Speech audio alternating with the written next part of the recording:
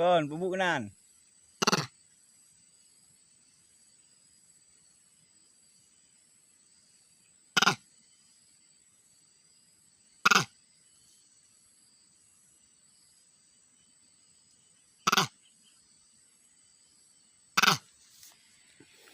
Bubuk kedemong kenan, yang tempat landak, bubuk kedemong kah? Ngai kah?